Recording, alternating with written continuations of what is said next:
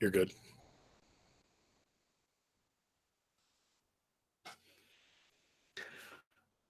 Good evening, everyone. Welcome to another episode of Midnight's Edge After Dark. It is 12:20. The winter solstice is upon us. Happy Saturnalia, or whatever you're celebrating. So is it today or tomorrow is the shortest day of the year? Tomorrow, right? Tomorrow, short, longest night of the year. Hey, I prefer the longest night of the year. Yeah, so that too. That's Ooh, we could go after dark all night long, baby, and it's on a Friday. All night, all night, all night long, all night. I owe Lionel Richie 3 cents now. All night.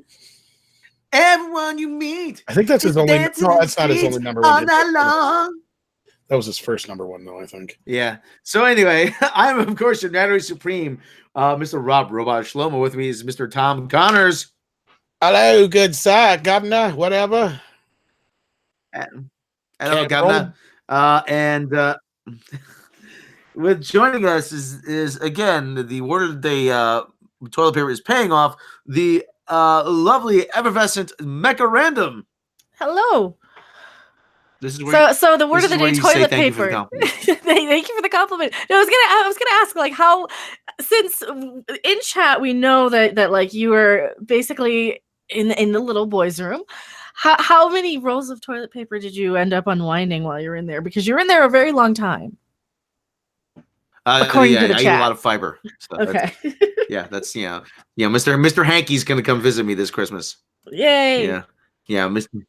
Yes. Well, old man Picard eats a lot of fiber. I do. Well, I have to. Yeah. Yes, you're at that age, old man Picard. You have to stay healthy. Are you trying to say I'm old? Well, it isn't my name. Your name is Old Man Picard. Yes, it is. That's a good point. All right. Old Man Picard. Well, they did call Curly from the Three Stooges, even though he was bald. So, but that is because, before he was in the movies, he had very long curly locks. But they thought it'd be funnier if he was bald in the shows. That's a true story. Yes. Make it so. Yes. How many short and tall guys do you see them calling shorty? That's the thing. Little John, he was 6'9". I know, approximately. So, and okay. So, all right, everyone. Curly Pews. They had to go there and chat. Oh no. All right. Notwithstanding, let's get started. No. We got some news about, as the thumbnail indicated, a certain round-headed motherfuckers trilogy. Well, that's not even the big part of the story, but it is buried in this story. We got a different look. There's here. There's Rose Tico's judgmental face. Yes, called it. Oh, as you random call it. Oh boy, I can't believe you people. I feel your misogyny. Just. And then she's saying she's probably saying you're undressing me with your eyes, aren't you? No, I'm not actually. No, I demand that special hair. treatment. Is what she's saying. She says I demand to be cast in the lead role. I need to be playing the lead role instead of the hairdresser, or the nail salon, or the waitress. You know what? I think she does get more screen time than Ray in that fucking movie. I think she does. Yeah, because that Canto Bite scene goes on for about 45 years. 45 years, yeah. Oh, it felt like 45 years. It's still going on right now. Like I left the theater early. They're still in Canto Bite. Yeah, they are. Actually, they're still filming it. It's so long. She deserved to laugh for that, Rob. Come on. Yes, yeah, she does. It's okay. I'm not funny. I'm just funny. No, she is. He's just not fucking. No, you're funnier than you give yourself. That's all it is. I'm just picking on Rob. No, that was pretty funny though. Okay, we got Wheel of News. Which one? You Cosmic Book News? I'm redressing her with my eyes. Yep. Well, I think Cosmic Book News is the ones who actually, quote unquote, broke this. But we'll get into this in a little bit. Take this all with a grain of salt, folks. We'll say that up front. Yes. Why? She said, "You're undressing me with your you're undressing me with your eyes." No, I'm not. Well, why aren't you? Because No, we're you putting keep clothes staring back at me, and on. you are burning holes through my corneas. We're adding more like layers. That look. Yes, we're actually putting clothes on you. That's the thing. Yeah. See that look right there that's just an erection killer. You know. Honestly, let's say this. She's not an ugly woman in the least. Don't take that at all. She's actually a very beautiful woman when she's not in Star Wars. But when she's in Star Wars, it's one of those things where when you know your mother or grandmother tells you, an attitude makes somebody ugly, or being mean makes somebody ugly. That's kind of where this comes from with the whole Star Wars thing. Her character makes her fucking ugly. Well, and they frumped her up. They gave her like the worst potato sack to wear. Yeah. Yeah, I see, but I see that face, and all it's asking me is, why haven't you taken out the trash yet? That's all. That's all you I'm wish, hearing. Rob, you wish somebody looked like that at you to tell you to take out the trash. No, I'm just picking on Rob today. It's bad to pick on Rob. I told everybody you were taking forever to take a piss. That's our fault. We apologize. Yeah. No, I'll take full blame for it. Yeah. Yeah. So anyway, we got Cosmic Book News. They're the ones that quote unquote broke this story. Ethan Skyver was on earlier, and actually he's always entertaining to listen to. Oh, that's right, Tyler. I forgot to send talk about this. He said he was on too. So anyway, following the poor performance and reception of Star Wars: The Last Jedi, as well as Han Solo, really, you're now okay. Poor performance doesn't describe Han Solo. Disney has placed the movie franchise on hold. And now it is said they are resetting Star Wars and giving fans time to heal. The news comes as a result of it. The news comes as it was. That makes no fucking sense. The news comes as a result of it learned that Disney has now canceled Lego Star Wars Day, the popular annual event held during the spring at Legoland, California. They still didn't fix that, because I stumbled down that line too today. Like I was yelling. I was quoting you. I'm it's like, Cosmic Book News. Don't act like it's the New York Times or something. It's Cosmic Book. Yeah. Well, so proofreading. We're lucky if they can speak English, probably. Yeah. Well, okay. Moving on. But still, proofread probably your shit. Russian bots. Yeah. The Star Wars fan site Rebel Scum offers that Lucasfilm stated 2018 will be the last year they do Lego Star Wars Day. In addition, the site reports an unnamed source at Disney has suggested that the motivation was to refocus expenditure and limit Star Wars exposure to reset the franchise and allow fans to heal. The Lego fan site, The Brick Fan, further offers that a reason Disney also canceled Lego Star Wars Day is to shift focus to the Lego Movie 2. Did you guys see the trailer for that? Yeah, I wasn't very Lego Movie 2. Probably. When did that come out? It's a big old. Well, no, a couple days ago. It's a big old pile of mess on mine. The first movie I loved, and I gave it credit because I was like one of those people like, a Lego movie? What the fuck are they going to do? Yeah. How are you going to make this into a movie? I'm like, wow, this works. So, okay, anyway. Well, yeah, and I said the also same thing. said, another one I can see doing it. But yeah, the Lego Movie 2, I saw the trailer just to kind of answer your question, and I too just felt kind of meh out of it. I wasn't as big of a fan of the Lego Batman movie either, which is a sequel, obviously. It's the same Batman character. Oh god, the Lego Batman movie was like, it was tied for the movie I hated the most recently with Ghostbusters 2016. Really? For me. I hated every minute of it. I didn't hate it, but I just felt like it was a big step down from the Well, it was way, like, I wasn't a big fan of the Lego movie. I thought it should be kind of like, this is a little not for me. I can see why people like it, but it's not my taste. I hated the Lego Batman movie. Tyler's right. The best part was the Gremlins. That's one of the reasons I wanted to see the movie. Okay. Gremlins, yeah. Okay, no, well, kind of getting back to this. Yeah, let's get back to this. It's also said, while there could be a chance for Lego Star Wars Day to return at some point in the future, that in its current form, it's done for. News of Disney canceling Lego Star Wars Day and potentially resetting the franchise doesn't come as that much of a surprise.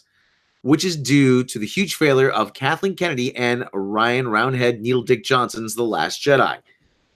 In the wake of The Last Jedi's failure, which subsequently saw the Han Solo movie as the worst performing Star Wars movie ever, Disney CEO Bob Iger said the Star Wars movies will be slowed down, and it is also known a new movie or franchise thought to be from Rian Roundhead Needledick Johnson has been placed on the back burner or been canceled. While the films are on hold, Disney is now focusing on Star Wars TV shows for their upcoming Disney Plus streaming app, which includes the Jon Favreau The Mandalorian series and a Rogue One prequel starring Diego Luna reprising the role of Andor, casting Andor with like a first name on that. Star Wars Episode X, the gets released in December 2019 with no new films in active development. So this is kind of, I wouldn't say it's fake news, it's kind of old news. That Bob Iger kind of is, it's reiterating old news, but it's built in with the Lego news. And wasn't there a bit in there about the whole Rian Johnson thing? Because he's never been mentioned before. Yeah, there was. And that's kind of what hasn't been mentioned to highlight. Yeah, I still think, I don't want to say they're stringing him along, but it's that old thing. I don't know. Have you guys ever worked in a place where you kind of know you're gonna be fired or the place might go out of business? You just keep your head down and keep working until they fire you. Gallery. I mean, that's what? Yeah, movie gallery. Am I cutting out? Movie gallery. Okay, yeah. The end. I was there at the end. Yeah, they were firing everybody just before the end. It was fucked up. Yeah, just kind of keep your head down and keep working and keep working until they fire you. Just show up. Okay, well, if this is the last day, I made it through another day, So he's like, so Ryan's saying in that typical, Tom, how would Rian Johnson be saying this? What do you think his response would be to this? Of course my movies are still on. Don't listen to that bull crap. That's just fake news. And I'm still getting my movies. Oh, really? So when are they going to go into production? I'm still writing them. It takes a lot of work. A lot of work to write 3 movies. But you only went with your first draft for Last Jedi. Well, of course. This is more important than Last Jedi. Is it? Well, of course. Last Jedi is just a stupid Star Wars movie. I mean, these are my movies. And I can do whatever I want. But they're still in the Star Wars universe. I can do what I want. Within the Star Wars universe, I mean, you can't have like Captain Kirk in there or anything. Who says I can't? Did you see The Last Jedi? I can do what I want. Well, yeah, I mean, like, are you hoping to have like a crossover with Mary Poppins? Because that's obviously what you were going for with Princess Leia.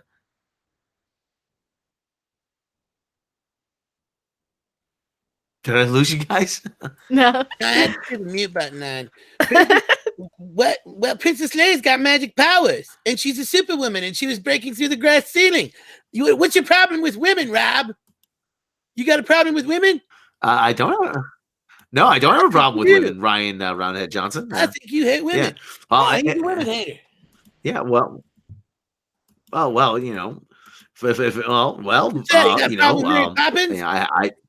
Mary Poppins is a fucking legend.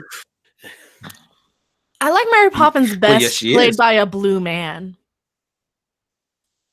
I've seen the Blue Man Group. They suck. Wrong blue man. Oh, you're talking about that James Gunn movie? Yes. I helped get that fucker fired. Why would you do that? What did he ever do to I you? can make his movie. Duh. I made a Star Wars movie. I'm making my own Star Wars trilogy. Of course they're going to let me make Guardians of the Galaxy 3. That was my plan the whole time. Do you like Guardians of the Galaxy? So, do I like Guardians? Does it matter? It's called making money. But if you hate but a your property, movie made $700 million less.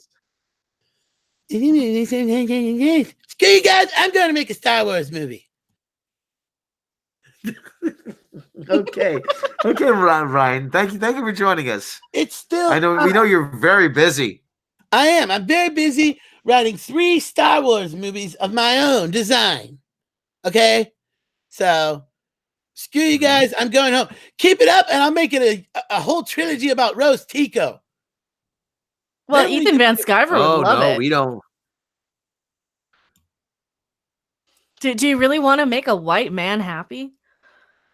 You got a good point. All right, I gotta go rewrite my Star Wars movie.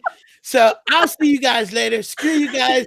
Go see Rian Johnson's Star Wars trilogy in theaters, and I'll see you there. Okay, thank you, Roundhead, Ryan, Needle Dick, Rian Johnson. Thank you. Thank My you. head is not round. It's very pleasant. No, it's what. Well, hello. Hello, you just missed Roundhead, Rian Johnson. Oh, damn. I missed Roundhead bastard. Yes, Roundhead bastard. That's exactly the fitting description. Oh, Lord. So. What's sad? He actually directed the best episode of Breaking Bad. Well, no, yeah, when they did horrible. The one where they didn't have a can of Raid. No. He directed the Ozymandias episode, which is the one where everything falls apart in the last episode. Well, he did it. I think he did direct that episode you're talking about, though, Rob. Oh, the Fly. The Fly episode. Around the Fly. Some people's favorite, some people's least favorite. Not bad. Hey, that episode submitted expectations, okay?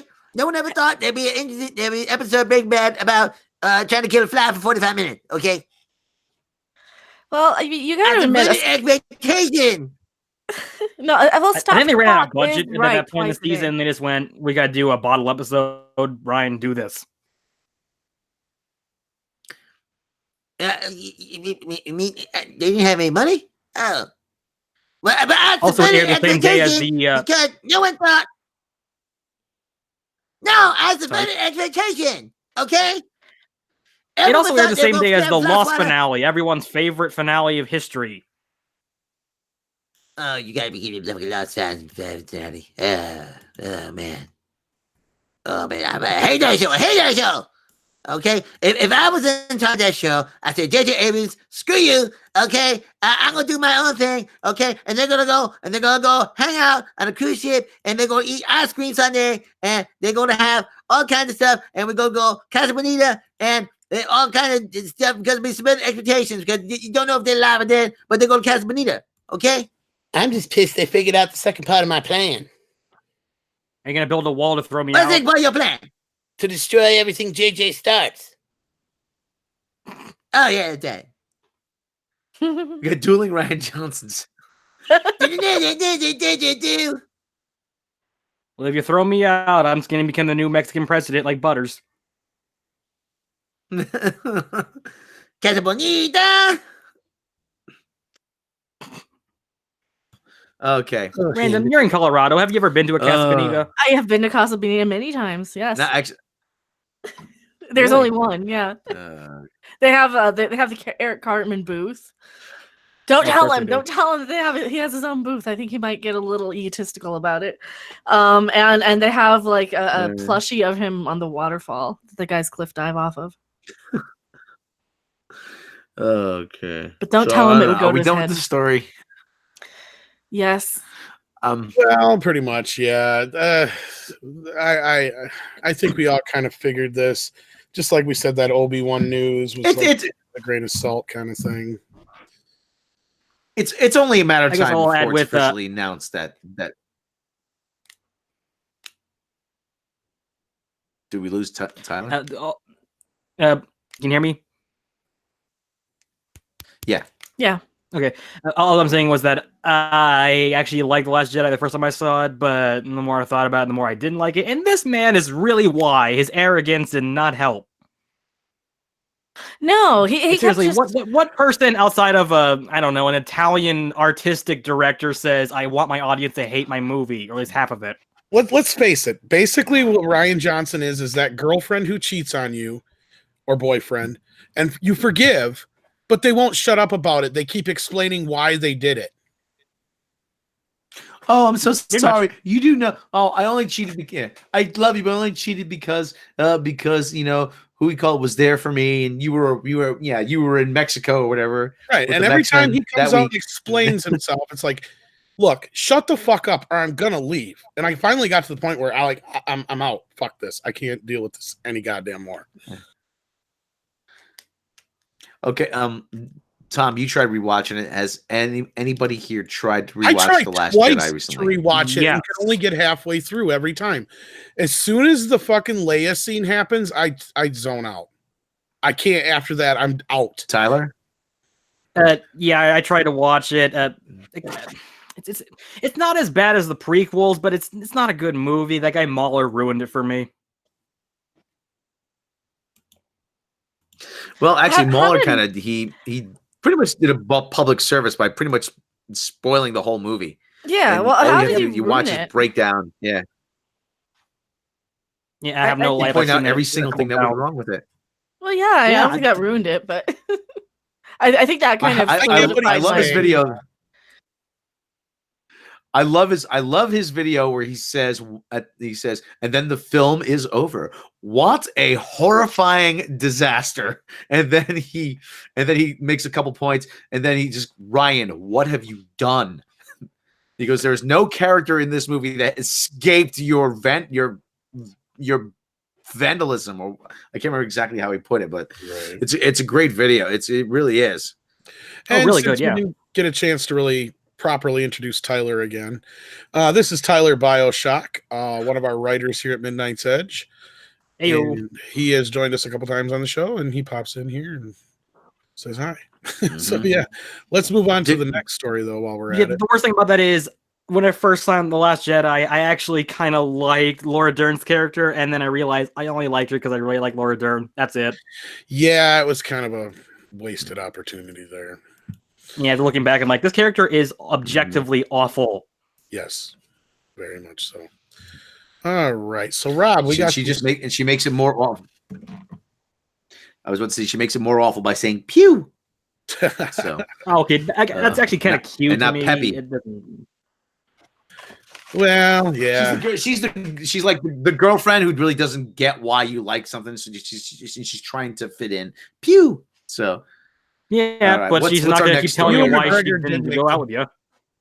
Ewan McGregor did make the lightsaber sound though too, so he did. Oh well, he's the Harrison Ford going. He's allowed. You. So anyway, Star Trek news, Rob. You got that link there. Looks like Star Trekking across the universe. Only going forward because we can't find reverse. There's Klingons on the starboard bow, starboard bow, starboard bow. There's Klingons on the starboard bow. Wipe them off. While I'm waiting for this to load. Wipe them out. The tribbles are stuck in my bed. All of them.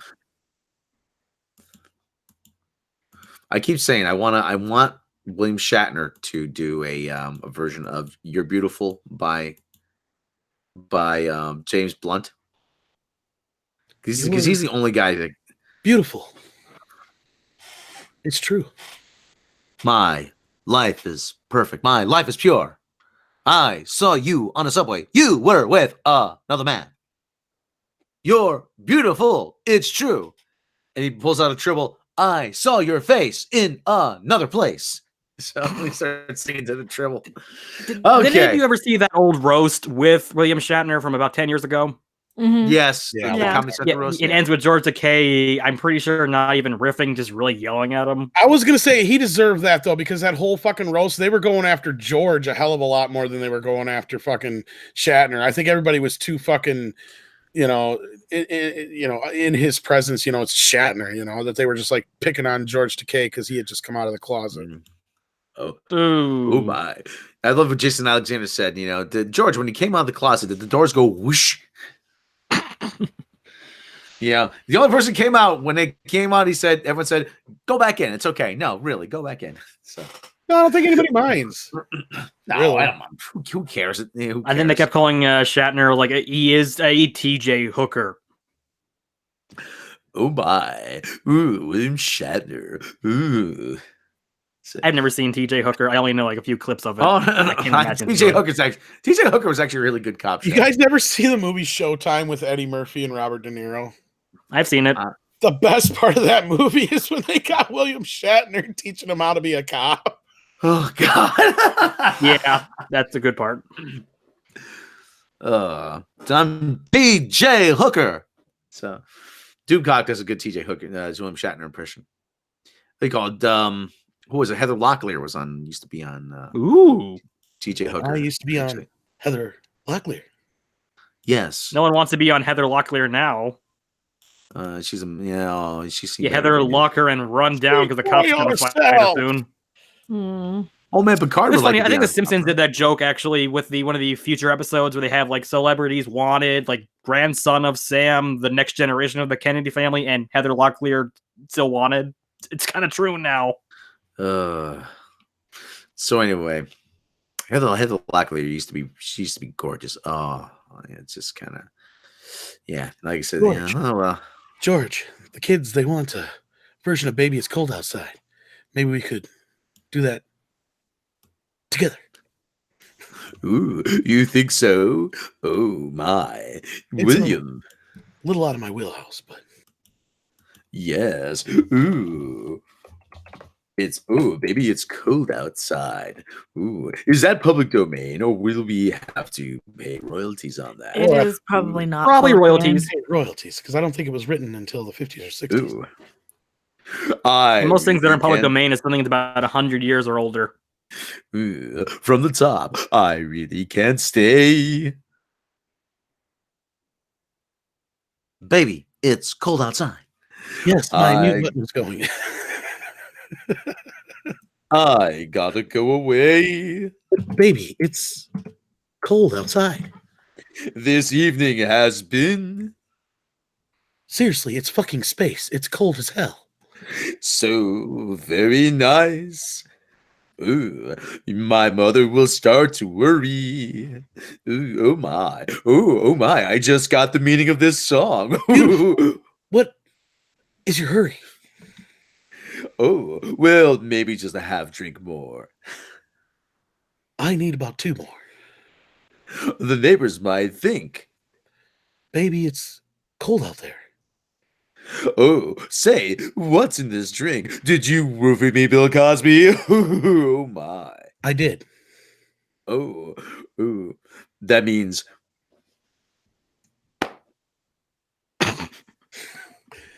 That's the end of the song, folks.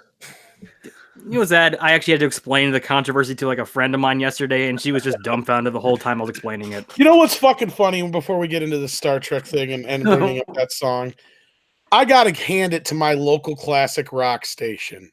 They're not real local. They're like 45 minutes away, but still, they're the biggest local station. They played that motherfucker about 3 times today.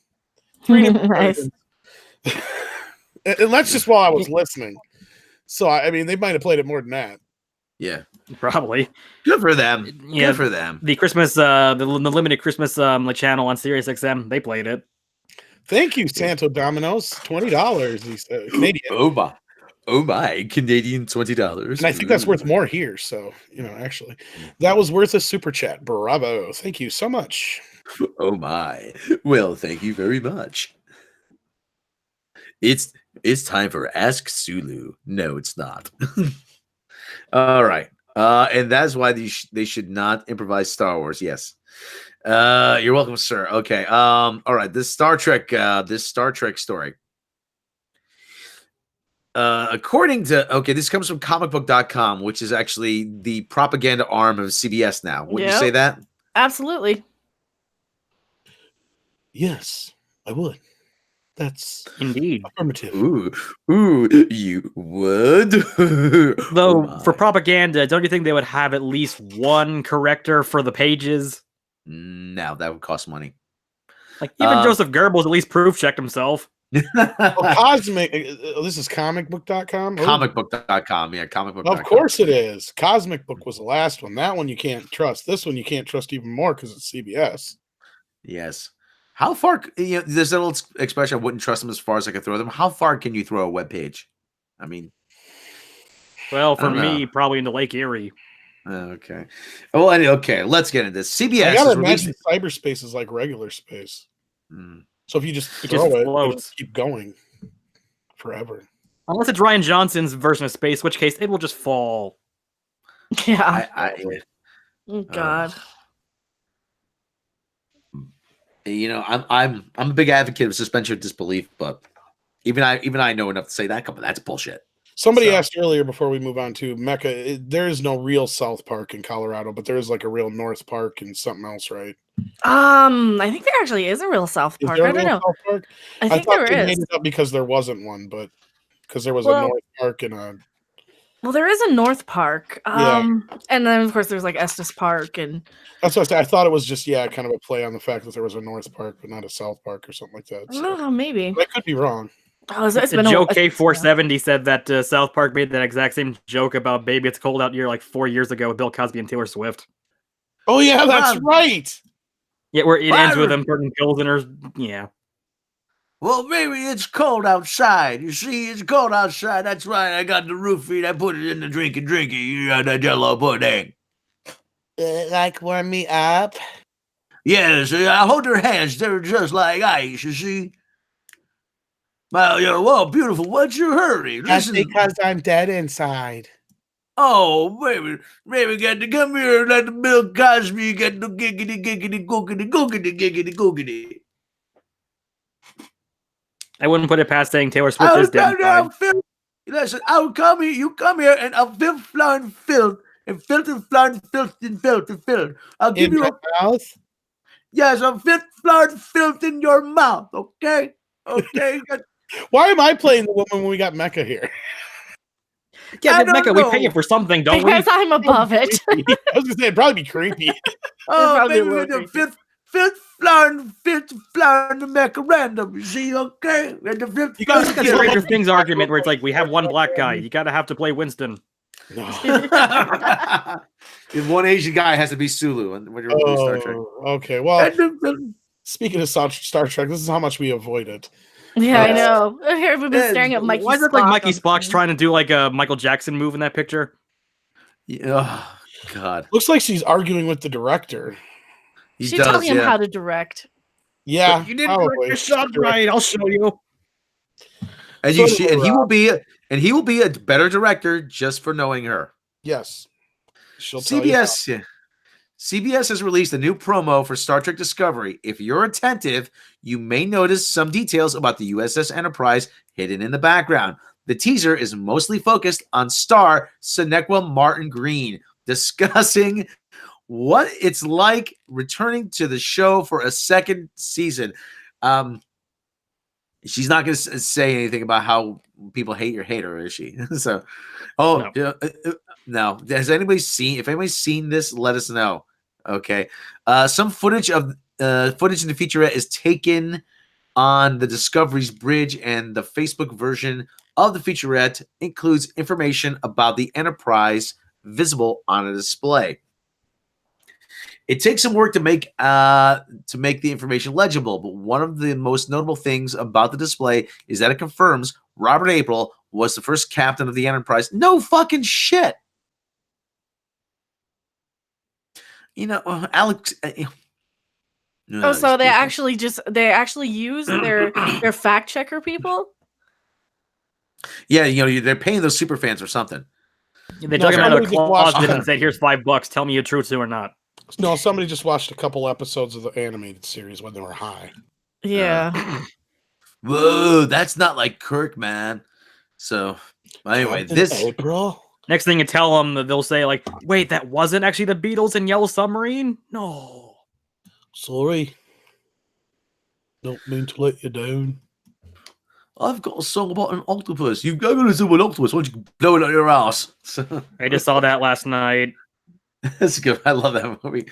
Anyway, this was first established in Star Trek: The Animated Series episode "The Counterclock Incident," but since the animated series was, for a time, considered non-canonical, it has been unclear whether April's role was still considered canon. Star Trek Discovery confirmed that April existed in canon last season by including him on the list of most highly decorated Starfleet captains. But we know we also know that his position as captain of the Enterprise is also canon. Featurette reveals specs of the ship's size, which I'm losing interest in this story. Mostly in line with the original Enterprise design. So we don't know though for sure, because we just know that this is canon to the animated series now, which isn't canon. Yeah, that wasn't canon to the main series, because isn't like the thing from the tomorrow Edge of Tomorrow? Doesn't that come back? The little machine thing that made I don't know. I Bones never go had an insane. issue with the series. Oh, I like the animated series just fine. It's and aren't most of them based on leftover scripts anyway? Pretty much. Yeah. So we have let's skip down. Co-creator and showrunner Alex Kurtzman has previously explained the Enterprise's role in Discovery Season 2. The show is called Discovery. It's not Enterprise, Kurtzman said. So yes, the Enterprise will play a part of Season 2, but it will absolutely not overshadow Discovery.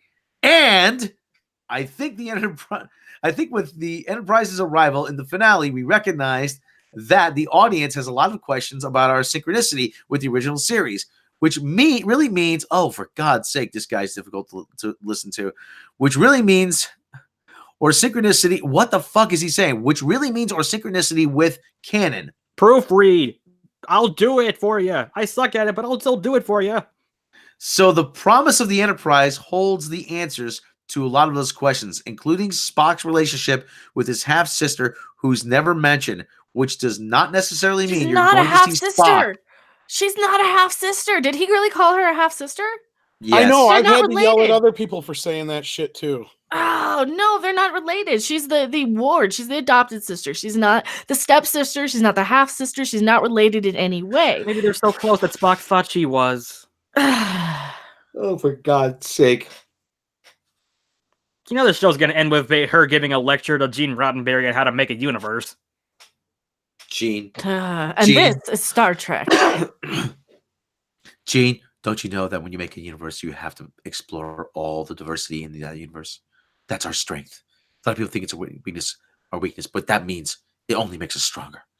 Yes, thank you, Mikey Spock. Thank you. It's just everything that comes out of her mouth is just so pompous and so just.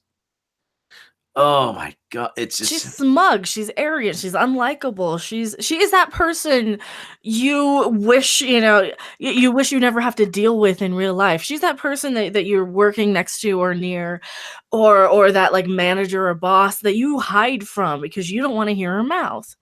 She's an asshole boyfriend that loves to tell you about how you're wrong and explain what you're right. Someone who thinks she's the smartest motherfucker in the room. That's what it is. Nobody. There's that old saying. There's one person anybody can't stand. It's the one who thinks he's the smartest guy in the room, and that's Mikey Spock. In a nutshell, she thinks she's the smartest motherfucker in the room, and I don't care if we get demonetized by saying that. Do we? So. No, they're not worried about that so much. Now, if you start saying racial slurs and all that kind of crap, now if you start calling her a bitch or something like that, they probably would. What if I start to say filth, flarn, and filth? She's the smartest. You cannot say filth, flarn, filth in front of people. Can't say filth, flarn, filth in front of people. So we cannot quote that big speech from Clerks 2 then? No, we can't. We can't go to Clerks 2. Going back to Mecca's analogy, though, or metaphor, which is it? I can't remember. But I have one that's a little bit different, but I think kind of puts this in a little bit better perspective. And this also goes out and answers all those people like, oh, you're just too old, and the old stuff sucks, and this is new Trek, and you just don't like new Trek, and blah, blah, blah. What this feels like is when you have, let's say you have a chess club in high school. Mm-hmm. And, everybody in it is cool with each other. Everything's cool. Everything's working well. Then all of a sudden, it's cool all of a sudden to be, playing chess, to play chess. So the smarmy, uppity, fucking know-it-all preppy kids who don't really like chess or never cared for chess before, they just want to play with it now because it's the cool thing to do. Yeah, every single person, even if they suck, thinks they're now Bobby Fischer or something. Right, so they all start coming into your club, and they just take over the club. Start changing the rules, start changing everything around, and it's look, you know, things worked like they did just fine before. You know, we could add new rules to the old rules and it didn't disrupt anything. But you're just coming in here and you're just taking everything and tossing it up and making chaos just because you're cool and popular and you think everybody wants to listen to you now. And that's really what this is. If you get my analogy, it's like revenging their urge if the jocks won. Yeah. Mm-hmm. Pretty much. Yeah, because these are the people who are bullying us for liking the old intellectual shit. And like we're already bullied 20, 30 years ago, 40 years ago for liking Star Trek as it was. Exactly. Correction, apparently chess is now racially segregated. We can't talk about that. Oh, for fuck's sake. Oh, white and black pieces. Ebony and ivory. They're together in perfect. Oh, God. Chess is about race wars. It is. One of the first bits I wrote. One of the first bits I wrote. What the fuck is checkers? I don't know. It's the Bloods and the Crips. Yeah. There you good go. one. Why didn't I think of that? Damn, you're good. It's better than what I was gonna say. One of the first bits I wrote when didn't stand up. It says, "Yeah, you know, I love video games. Actually, I'm working on a new video game. I'm providing the voice actually for a new game. You know, it's going to be out in a few months. It's called Tom Clancy's Race War. You know, everybody's divided. You know, the white people are going to have all the money, but the but black people are going to have all the guns. So he said, "Come on, people, you know." Said, "Come on, man! You know if there's a race war, white people are going down." So we all sound like Clint Eastwood shouting, "Get off my lawn!" That's Clint Eastwood shouting. And the rest are just Chris Rock or Richard Pryor. I thought it sounded like me saying, "Get off my lawn." Get off my lawn! I can't yell any louder than this.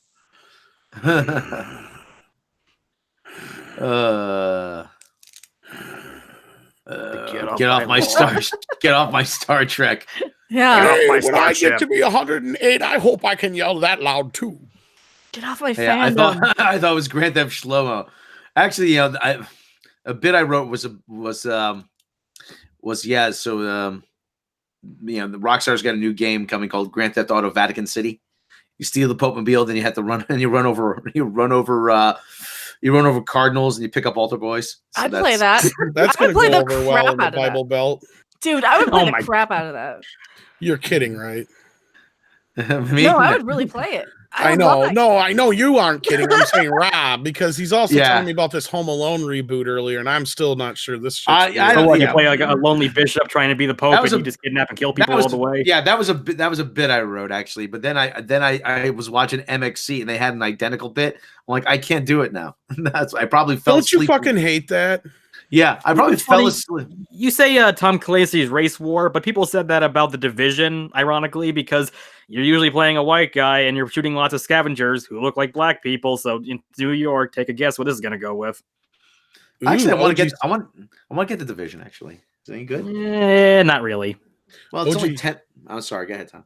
Say OG Spox thinks that random is mecha hot, so we got some Leslie action going on here. Ooh, I'm okay with it. So I'm okay with it. Hot girl on girl action. Well, I was complaining last night. I'm going to call her. She's our little mermaid. Well, I was complaining last night. I don't get enough like hot chicks like being naked on my stream. So should I really piss off the SJWs and sing "Kiss the Girl"? La, la, la, la, la, don't be scared. I can actually play an acoustic version of it, and it don't sound too bad. Not in my eyes. Nice. Hey, it's your show. Piss people off. I don't need to get a copyright strike from Disney. Yeah, that's the problem. Well, I think the worst you do is get claimed, and they would steal the 2 cents ad revenue, right? I'm surprised that actually there wasn't like the Bible Belt people saying like this song promotes same-sex relations instead of date rape. It promotes interspecies relations. Thank you very much. She's a fish, for crying out loud. I don't know if you heard you were in on our argument, weren't you, Tyler? Yeah. Well, like I said, they're missing the whole point of the fucking song. If anything, he's the one who's being coerced, not her. She's trying to get him she's trying to get him to kiss her. She's the one with the power in the situation.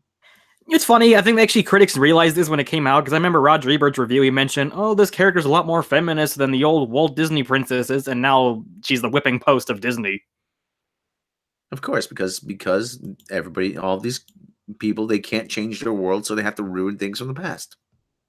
It gets worse with every other character. You don't want to read the arguments for why apparently Belle is the worst character ever because she submits to a evil man. That I agree with to a point. All of them, that one has a lot to it. Of all the arguments they say, super disagree. That one, well, Belle's like, didn't he kidnap her though? And she sacrificed herself to save her Beauty dad. and the Beast to me is one of the worst fucking stories Disney ever could have done. Oh. It's like I'm rolling up my sleeves. I know you like this movie, and there's a lot of people that love it. It's like one of my least favorite Disney movies, and the rip-off reboot, whatever, is even 10 times worse. Well, yeah, but can we disagree that Pocahontas is also a really mediocre movie? Oh yeah, Pocahontas is really way down. That's one I have no problem dunking on, except for the fact that the woman pretty much everything from that point on is downhill. And that's where I always bitched and said that the reason people love Frozen so much, and that's where I used to actually started using that Eddie Murphy cracker analogy. Because I'm like, people have been used to Disney movies sucking so bad for the last dozen years that they finally get a halfway decent one. So they're like, oh, it's the greatest fucking Disney movie ever made. The one catch is I actually, the lady who voiced Pocahontas actually lives in my state, and I met her once. She's actually a really nice lady, so I almost don't want to say bad things about that movie, but it sucks. Yeah, it's not very good. No. Yeah, it's one of the weaker ones. Also, it's also the second movie in a year that had John Smith starring as the hero of history that is poorly written. Just one had it, the other one had him chopping people's heads off, and people like that. Don't get me wrong, Beauty and the Beast is okay, but it's just it's one of those stories that I've always had kind of issues with, just because of the whole setup is kind of stupid. Well, I will admit the setup, if you do it poorly, can really come off really bad. I'm going to get in trouble for saying this, but it's like the 50 Shades of Grey of its time. It kind of is. Pretty much. It's like this fucking woman's fantasy of being swept away by this beastly man that she can turn into a subservient, decent gentleman. I can fix him. Exactly. Yeah. Catherine. I'm not trying to cut you down, Tyler, at all. Oh, I know. It's a great story. As far as a fairy tale goes, it has all the fixins. Frozen. Philip. Yeah, I'm sorry. At its heart, that's just my argument. Yeah, I know. I say it's just a lot harder for some people to ever hear that, and for me, it's I know the freaking voice actress from that. Yeah, she's like I said, you don't want to say anything bad because she's really nice. Yeah, I don't know. Well, no. That's Pocahontas. I actually know Belle better than Pocahontas. I met her 3 times. All these Disney princess voice actors are really nice people, except maybe Ariel. Like music. Alan Menken and Howard Ashman.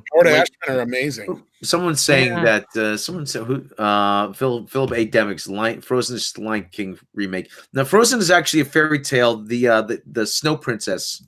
Yeah, Snow Queen by Hans Christian Andersen, but very loosely.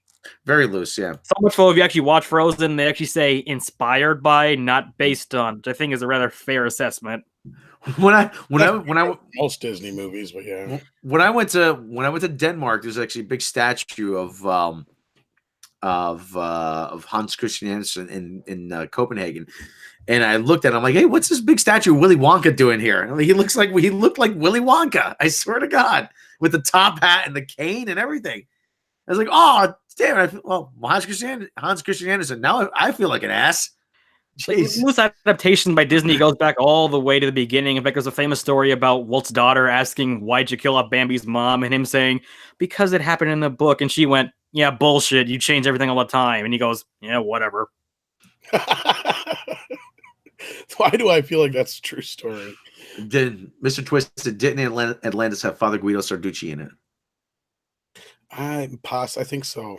He did a great. I've not seen that one in a long time. I know that was actually the last movie to have Jim Varney in it. He used to do a great bit about how he says, they say when you get to heaven, you got to pay for your sins. So what you do is they start you with $1,000, and for every sin you have to pay. You steal something, that's $2. You steal, you cheat on the taxes. That's maybe $1.50. Masturbation. It's a cheaper sin, it's 25 cents, but it adds up, So, and you just get it there and you keep it. If you have any money left, then you get into heaven. So, yeah, I prefer the George Carlin version, which is if you're gonna go to hell, don't miss it by an inch. Don't go to St. Peter and go, yeah, you almost made it in, but you ran over like too many dogs, and well, you're not gonna go there. I was gonna be Father Guido Sarducci for Halloween, but my big hang up is that no one's was gonna get the reference. Yeah, I don't think anybody. You think they would around there though? Because isn't he kind of popular over there? Is he? Well, isn't that the whole point of him? Why he got on Saturday Night Live is he's like more of a regional comedian kind of act over there. Well, the guy's name's Don Novella. Yeah, I don't know. I don't know what the I was very young. I remember the character being on Saturday Night Live, but I don't remember. Well, that was kind of his only claim to fame. Yeah, kind of. When Archer. Oh, sorry. You mean the episode of the Pope where they accidentally almost kill him? Yes. He comes in. He's dressed up like Father Guido Sarducci. Pan goes, "Nice going." Nice going, Father Guido Sarducci. So here's the part where Sabin goes, like, "You're gay." It's like that can be forgiven. yeah, exactly. Okay, what were we talking about? Star Trek here, or yeah? I'm done. I think the Trek. Who cares? Who cares anymore? Let's talk about Men in Black International. So we got a new trailer. We got a new poster. What do we think, you guys? How many boxes does this check off? I'm sure Europe will love it. It looks like a 90s movie. It looks like it was made in like 1994. That's a criticism we've been hearing a lot more lately, because I also heard the same thing about Venom. Is it the 90s now? Is 90s nostalgia going to be the big thing? Oh, God. Yes, it is. Yeah, they make movies like it's like 1997 now. Yeah, Men in Black, Meh in Black. That's what it should be called. Kind of, yeah. I like the casting, but this movie feels like it's 5 years too late. And it's like, at this point, if you're going to do this, maybe you should just reboot completely, perhaps. I hate that I'm saying that, but I mean, hasn't. So I'll take it this is the big indication that weird, was it Men in Black and 21 Jump Street ain't happening? No, that's not happening. That's off the table, which I'm glad. Because like I said, if you're going to mix any two Sony properties that make sense, it'd be Ghostbusters and Men in Black. Yeah, but maybe the Melissa McCarthy Ghostbusters probably. What's the thinking here? Hey, Thor and Valkyrie are in a movie together again. Except this time we're fighting aliens. Pretty much, yeah. See, it would make sense if this were in the Ghostbusters universe, because then he would be. It looks like kind of a screenshot of Ghostbusters a little bit. It does. Oh, and I wanna like it because of her, and it's not Will Smith, and I absolutely hate Will Smith. So I've never actually seen the Men in Black movies because I hate Will Smith so much. Out. Okay, the second one you can skip. Just do watch the first one and the third one. If they can cut Will Smith out of it, then I'll watch him. But I just can't. He's just insufferable. I've never liked him. Even if the third one cuts out Tommy Lee Jones. Yeah, but it still has Will Smith in it. But I mean, I love Tessa Thompson. It does Roland. I actually kind of like the third movie. I know some people don't, but I liked it. I didn't mind it. I liked it better than the second one. I didn't care for the second one. Second one's waste. Ugh. Monday Matt says, "Tell me one bad F. Gary Gray movie, one bad movie F. Gary Gray has made. That's why this movie has a better chance of being better than the last one." But just let him do his own thing and start over. Then at this point, to that I say, who the fuck is F. Gary Gray? He's off the top of my head, I don't know. Let me check. Director. Let me see. I know he's directed a few things. I think I said, hey, this guy's working his way up, but I mean, I think I said about that about him at one point. Oh, he did the Fate of the Furious. Oh, okay. Which I didn't. The one that has oh god, what's her name? It was the one that has the serial killer lady playing like a hacker that can probably make zombie cars. Need for Speed. Need for Speed was awful. Well, according to this, he's working on Mask, He did Fate of the Furious, as we said, straight out of Masked Crusaders working overtime. Okay, no. Actually, I can name a bad movie he did. He did Be Cool, the sequel to Get Shorty, and that movie is mediocre as hell. A Man Apart, and then he looked like he got kind of started with a lot of and then The Negotiator, Set It Off, a lot of music videos. That's his first movie he did that was real Straight Outta Compton's what he's known for, probably. Friday was his Which first is not big movie. But yeah, Straight Outta Compton. Yes. Big ones, yeah. Didn't see it. He's been around though. He's kind of earned his keep. Okay. Yeah. I didn't care for Set It Off so much, but The Italian Job, The Negotiator, Friday are good. I don't care for the Fast and Furious movies. Like Tyler said, though, Be Cool was a lesser sequel in comparison to the first. So at this point, if they went to space, maybe I'd watch them. But who is this movie really for? Mundane Matt says if you want a Ghostbusters to be a continuation and not a reboot, then you should be happy that this one is a continuation, not a reboot. To a point, yeah, but I don't see Tommy Lee Jones or Will Smith handing off the torch. We get What's-Her-Face from the third movie, who was only in the third movie. And I don't know.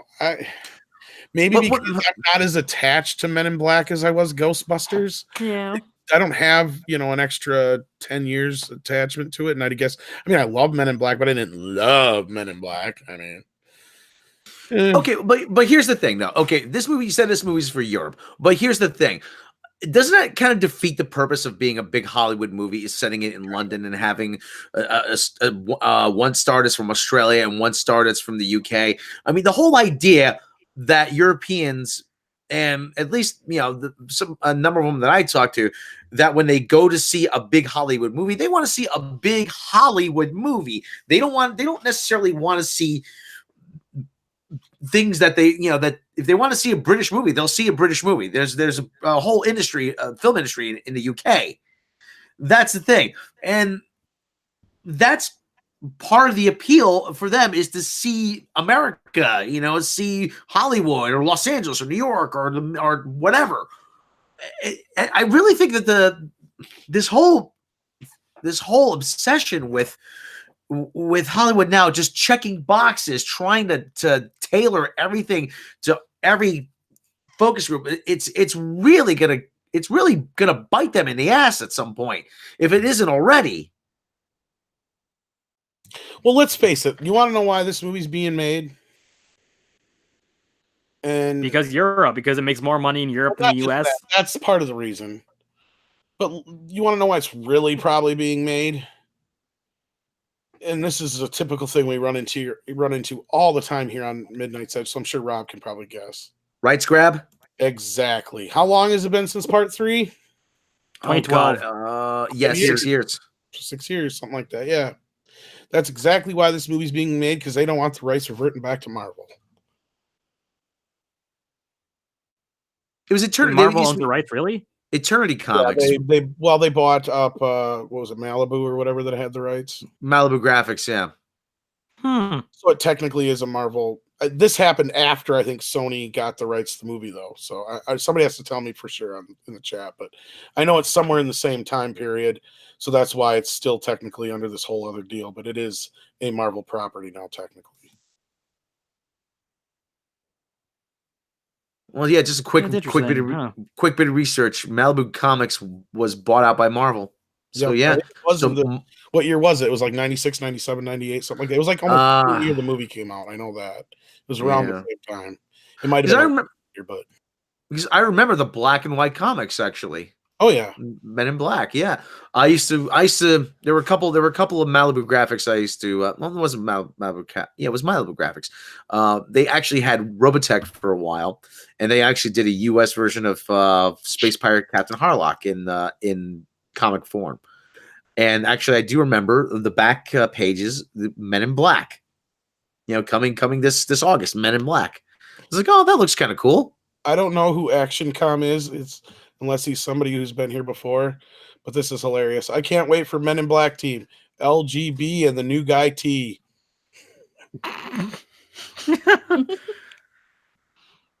No. Tessa Thompson's going to be Q. See, I like her though so much. I want to like it because she's in this. We don't. Do you like her, or do you like her because she's a beautiful woman? No issue with the cat. That's I didn't the thing. see the trailer, but I'm just kind of like, because I'll be the first one to admit Megan Fox is a pretty woman, but I don't like her as an actress. I just think it's kind of played out. That's where I think this is one that actually a fresh take on it would have been better. Because the comics aren't really as comedic as the movie was, from what I recall. Right, Rob? So this is the TMNT thing where the actual adaptation is more famous than the base material, but it's not remotely similar. Yeah, or the mask. Well, the basic concept is pretty similar. Well, right, but the guys itself is more serious. Yeah, guys in black suits fighting aliens. I mean, but yeah, the comics actually, the comics are more serious. I mean, it's not obviously, Will Smith, they're going to make anything a comedy because that's his wheelhouse. Well, and it lends itself to a comedy. Well, the last time he tried to do a serious movie was Collateral Beauty. Believe me, you don't want to watch him serious. But just like if they were to reboot The Mask, which I would not be against, I don't want to see another version like Jim Carrey's, which is what we get. I want to see like the original comics. You don't want to see another version of the other characters that had the mask that were more serious and darker. You don't want to see another version of Cuban Pete? No. Okay. It was funny the first time, and then they ruined it in Ghostbusters. Oh, really? Good thing I didn't see it then. Well, it's not the same song, but it's the same scene. Yeah, I know exactly what you're talking about. The dance scene. One of the things, though, I guess, the whole absurdist nature of Men in Black, the weapons, the aliens, the whole premise sort of lends itself to more of a comedic tone. But at the same time, though, I'm like I said, this isn't a first film for the fact that Tommy Lee Jones came from a time when shit was taken more seriously, and that's why him and Will Smith butted heads. So that played. Apparently, the comic book version of him looked like Richard Nixon. I wouldn't be surprised. I'm sure they. I vaguely remember the comic. I think I have a few because I can't remember what the hell they're called, but I have some that have like Ninja Turtle comics in them too, and I think it's got Men in Black and something else. I can't remember. I could be wrong, but it's like this old comic collection of more independent comics and stuff like that. But if someone knows out there, let me know. I got it in a box. So. Well, anyway, this is an idea that's kind of run its course. It really has. Well, that's what I was saying. If you're going to do it, switch it up, change it up a little bit. Not in this sense, because this just feels like a stale old cracker. The movie could end up being good. I could be wrong. Monday Matt could be right. I like the entire cast. I have no issues with the cast. But again, I'm not super impressed with Chris Hemsworth's comedic abilities. I'm not impressed. Well, outside of Ghostbusters, he's been funny. And I can't blame him for Ghostbusters because a lot of that shit was probably stuff that fight. The script, it was pretty bad. But I wouldn't say he's my favorite of the Avengers when it comes to comedy. He can be a little bit funny, but he's not. No, but he's got good timing. So I'm not. He's got good quips here and there. He had very good chemistry with Tessa Thompson, and I know I'm the only. Yes, that's probably why they're bringing her back. Wait, Rob, didn't you say you didn't like the Valkyrie? No, I did not like. I did not like her. She was one of my favorite parts of the movie. So to me, she felt like the weak link in the whole thing. I like her. She's all right. She's not my favorite female Marvel character, but she's not my least favorite. I don't know. I just think she's sexy, and there you go. So there's a woman who's not white, and we think is sexy. I know that was going back to Lokta, but he wasn't talking. I'm getting all that chocolate love up here. But I'm more of a Eve Moneypenny kind of guy. What was it? Naomi Harris. Yes. I have a varied type. I don't know. I mean, I generally go for redheads, but hey, chicks with accents. As I said before once, my standards are only as high as the last drink I had. There is that too. Good one. I like her personality. Can I use that? Yeah. Can I use that? Thank you very much. I like that one. I like that one. Oh shit! I gotta write that down. I gotta write that quickly before I forget. And the trailer seemed fine. That's what I kind of felt out. I didn't hate it, but I didn't love it. But it was just like, I guess another Men in Black movie. But without Tommy Lee Jones more so than even Will Smith, I'm just really kind of meh. Well, if Tommy Lee Jones had been in it, he wouldn't be having fun at all. He'd be just miserable. And I know.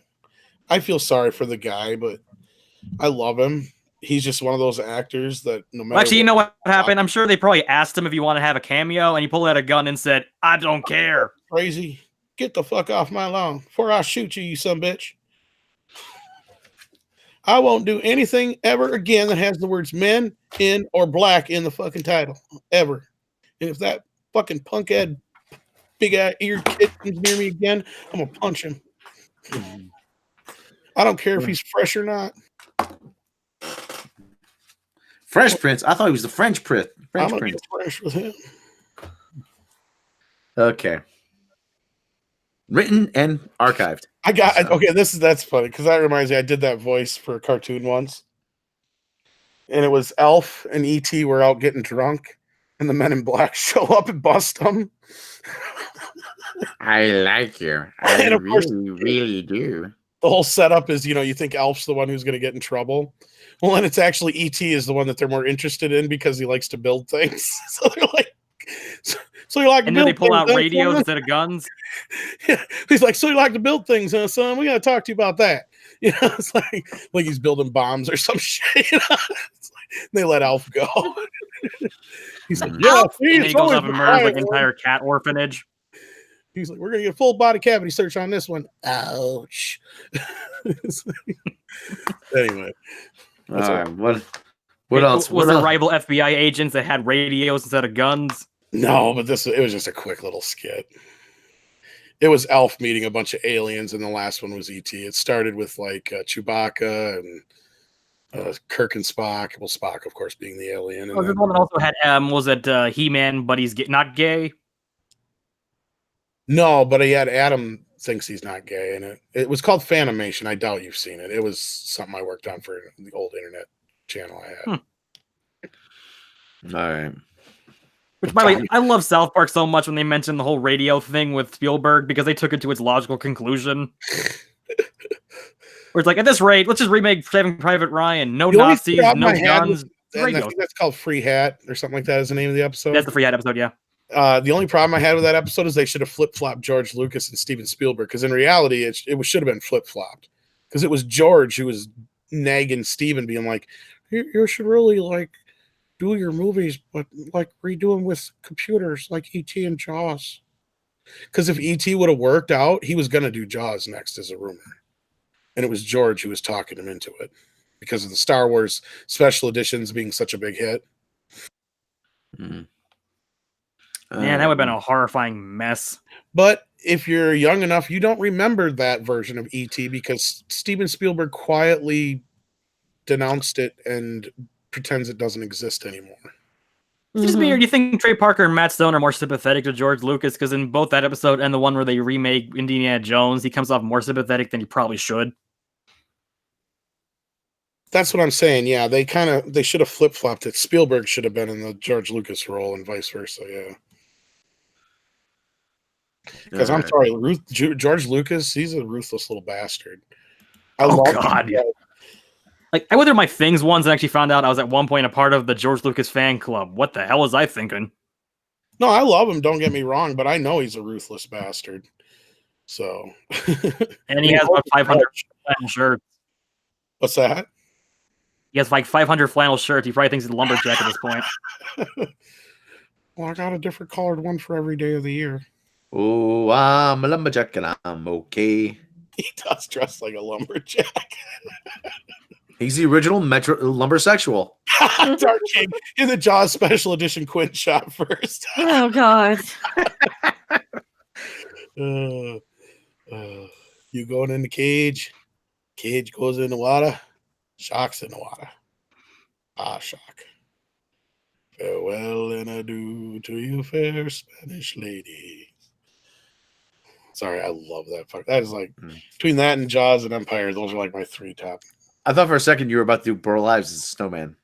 You never heard the tale of Jaws? Well, pull up an iceberg and I'll tell you. There was a little town called Amity.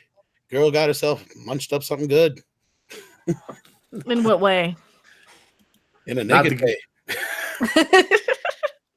No, that's my favorite example of a movie that if they went with the book, it would probably be a lesser movie.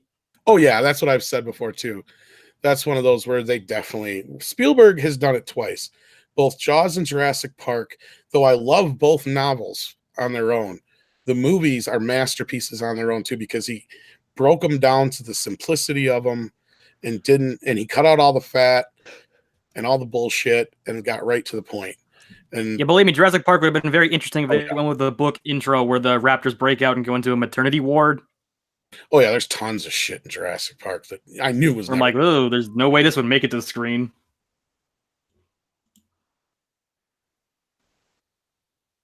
Yeah, I knew that was going to happen.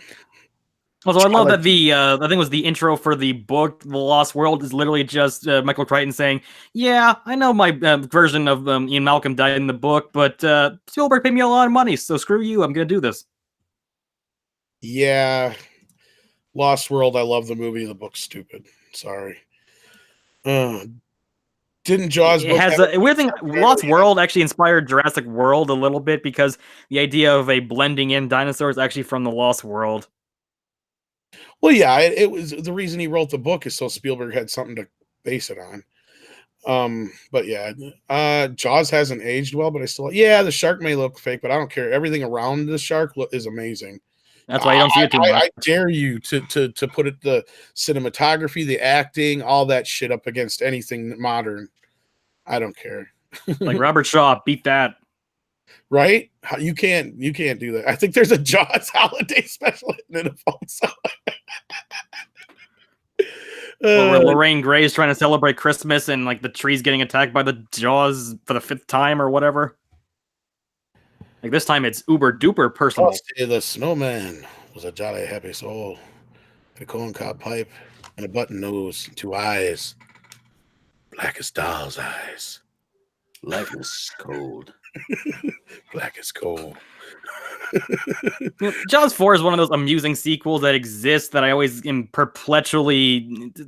Someone actually greenlit these ideas and went, amazing sure, beyond whatever, the point do that movie even got made and released was the fact that Ebert and Siskel even took the time to fucking review it.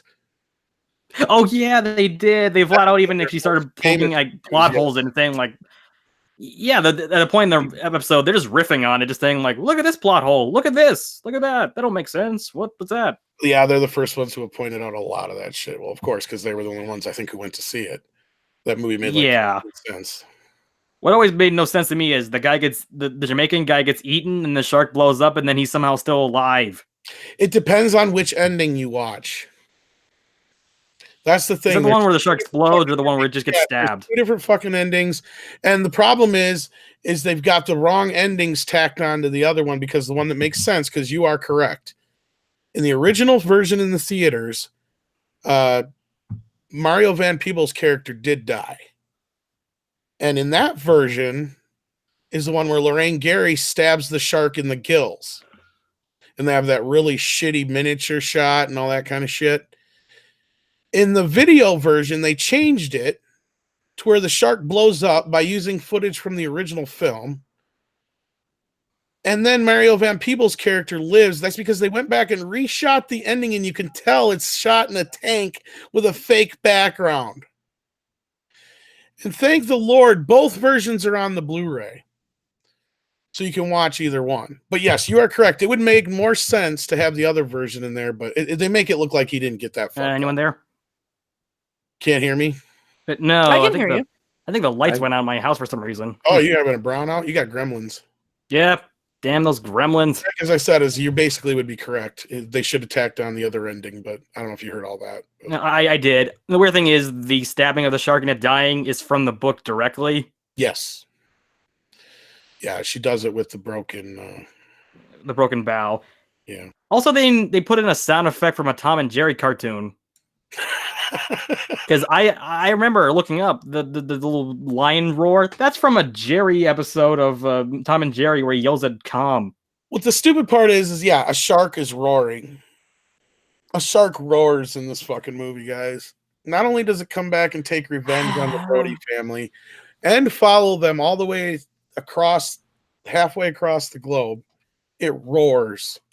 That's like the Discovery Klingons that they have roaring. For some reason, like a lion. Jaws is just a perfect example of how you can go from one of the greatest movies ever made to one of the worst. Just like Star Wars to The Last Jedi. Jaws 3D is no masterpiece, though. I like Jaws 3D to a point as like a guilty pleasure, and if you actually see the 3D version, it's not as bad. I mean, you're probably the only person who has seen it in 3D. Oh, quite a few people probably have because it is available now. On the Blu-ray, if you have 3D, you can even watch it with like Sony VR. Is it Friday the 13th part of 3D though? That quality? No, the one on Jaws 3D is the actual real 3D, like the real D3D. So you have to have a 3D TV or a projector, or like I said, you can watch it with like the Sony VR. But it's like a special feature on the disc. Also, Mr. Twisted 72 is right. The best thing about Jaws 4 is Michael Caine's answer for why he did it. I need to buy a bloody house, and I miss getting an Oscar. Like, yeah, that's maybe my favorite answer for an actor being in a garbage movie. It's like, yeah, it sucks. I didn't see it. You seen this house it bought, though? Lovely. Shit, I think we lost Rob. I think he fell asleep. What? No. Quicksand porn. Quicksand porn. I've reached the end of the internet again. Again. I think you'd found something better by now. No, it's still nothing better. Jaws 19. That was a funny trend where everyone thought there would be like 20 new Jaws sequels every year, and then it just stopped. Well, that's because they played it out. Yeah. Well, they reached the end of the Jaws sequels. At the time, they legitimately thought there would be like 10 sequels or something like that. Well, I don't think they planned on like Roy Scheider dropping out like he did, because he was supposed to be in Jaws 3. I think he's in Jaws 2. He's not in 3 and 4. They just say he died of fear, which I think he had originally planned on being in a cameo in 3 and dropped out. And I think there was a point where they were trying to get him into 4, but he wanted like a couple $100,000 more than they were willing to give him or something like that. And let's face it, the only reason part 4 got made was so that the president of the studio could give his wife a check again. Because I don't know if many people knew that Lorraine Gary was married to the head of the studio. That makes a lot of sense, because I've not seen Lorraine Gray in anything since. Sid Sheinberg, I think it was. Sid Sheinberg. Wake up, Rob. I'm awake. I'm hanging out with old man Picard. Some viewers kind of hanging in here. I'm hanging out with old man Picard right now. Check out those knockers. I call them knockers. Because when they hit you when you're motorboating, they'll knock your ass out. Who's knockers? Yours would. Mine would? No. They're big. Are they? Big enough. So your ringtone is that line from Young Frankenstein? What knockers? Oh, thank you, Doctor. Fabruca. She elevates you every night. Okay. Well, speaking of elevating, we need to elevate the discourse here. Anything else to discuss this evening? Was there? Mecca, help me out. You do more news stories than we do. Didn't She-Ra win some fucking awards? Did it? Yes. Oh, fuck. Let me find it. Yeah, She-Ra won like the Animation Magazine's Best New Animated Netflix Series Award or something. Let me find it. Really? Yeah. Some The fix is in. That's all I got to say about that. The fix is in. This should not be winning awards. Because all you do is and all you do is this. Yes. Razzies, yeah. But all you do is you reinforce people's thing about, the LGBT representation is a positive thing. Look at the award it won. Like, look, movies with women dominate the box office. Look at this. More representation. I'm so open-minded. I'm like, shut up. Oh, there it is. There's Ben 10 right there. Yeah, which version of Ben 10? It's like 7 different versions. I don't know. I lost track. Oh, what, from Animation Magazine? What the hell is that? I've never even heard of it. Who reads magazines anymore? Is it more than just like some website that they created so they can give themselves a fake award? Is it like saying I won the award for best female character from the Female Critics Alliance Awards? That's all real, by the way. I'm not making that up. Mhm. That, or like I said, yeah, I think Rob's right. It's more so something they made up just to give themselves an award. Like, seriously. It's like Does it Knight's Edge Award and gave us all ourselves awards.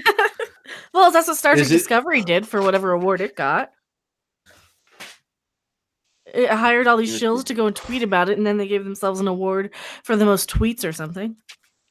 No, animation? I will magazine- preface. I actually have a good friend that really likes these sort of shows, and He-Man, and he actually likes this show, so it's not everyone being a shill.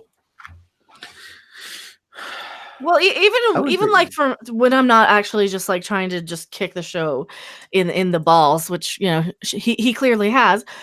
I still can kind of objectively say, oh, okay, yeah, I can see why some people might like it, and it might be maybe a 6 out of 10 or something. But no, this is not an award worthy show. Even for people who like it, they're like, yeah, the show's fine. It is not award worthy. It is that like I don't know how many comments saying whatever other show or that it was up against should have won. I think Hilda is what it was called. They were like, "Oh yeah, Hilda shouldn't have won. Should have won. It was a much better show." Or they're naming off like a million other ones. I assume that they only had maybe 1 or 2 series to choose from, and this one was slightly more diverse. I'm with flopping has been. It's like women's dominating the box office. Correction, a lot of these have flopped. Wrinkle in Time, Mortal Engine, Nutcracker, Happy Time Murder, etc. Widows also flopped. I heard that was good, but yeah, it didn't make any money. That's like saying, here, try cola number 1 and try cola number B. Which one do you want? Neither. They both suck. Yeah, it's like, okay. I don't know about the other two. I shouldn't say that. Like Coke Zero or Dr. Pepper Zero. You know how they usually have the About Us section on these websites? I can't find an About Us section on this animation magazine. Really? Is there a wiki for it? I don't know. Yeah, they have a wiki, but it's like really, it's just like 2 little words. I couldn't even trace back. Owns it? Yeah, I couldn't trace back who owns it. Says year founded 1999. Really? Out of based in Calabasas, California. Publisher, founder Terry Thorin. Whoever the hell this Terry Thorin is.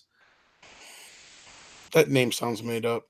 No, I'm just kidding. It says founded in 1985 by Terry Thorin.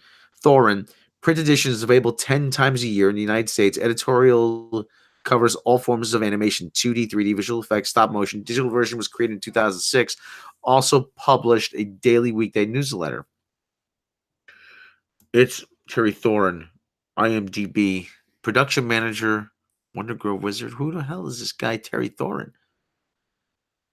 Chief executive of Wonder Grove, according to his LinkedIn, LLC. He's got a Twitter account. Founder and CEO of Wonder Media. DJ Odyssey says one says founded 85, the other says 99.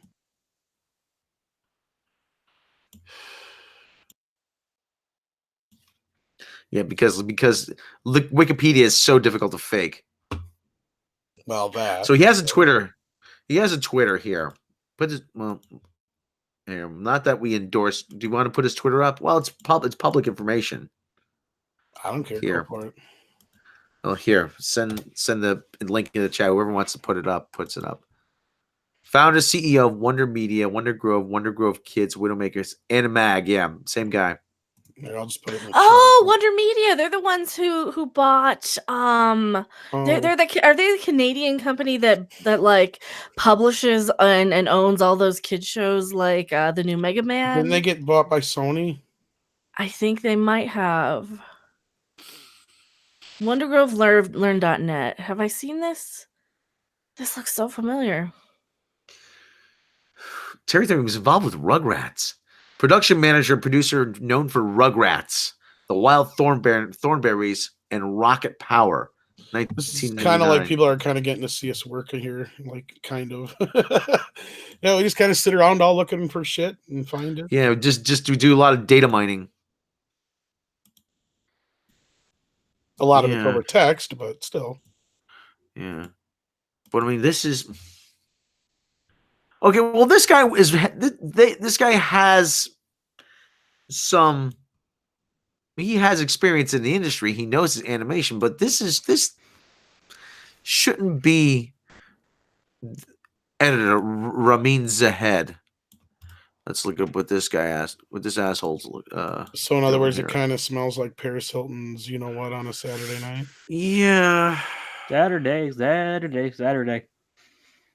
Thank you. Hey, I cleaned that up as best as I could. You want to be like the Chihuahua that killed itself that one episode? I'll say this. I'm pretty much the guy I am on these shows is what I am in real life for the most part, except I got a really sick sense of fucking humor.